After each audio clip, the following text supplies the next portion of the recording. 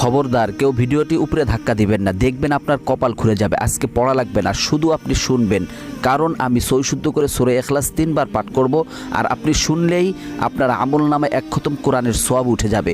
তো চলুন শুরু করা যাক। তো শুরু করার আগে যদি ভিডিওটি ভালো লাগে অবশ্যই চ্যানেলটি সাবস্ক্রাইব, ভিডিওটি লাইক এবং ভিডিওটি শেয়ার করার অনুরোধ করছি। তো চলুন শুনে আসি 3 বার। বিসমিল্লাহির রহমানির রহিম। قل هو الله أحد الله الصمد لم يلد ولم يولد ولم يكن له كفوا أحد بسم الله الرحمن الرحيم قل هو الله أحد الله الصمد لم يلد ولم يولد ولم يكن له كفوا أحد بسم الله الرحمن الرحيم قل هو الله أحد الله الصمد لم يلد ولم يولد ولم يكن له কুফুয়ান আহাদ। যারা শুনেছেন তাদের আমলনামায় 1 খতম কোরআনের সওয়াব উঠে গিয়েছে।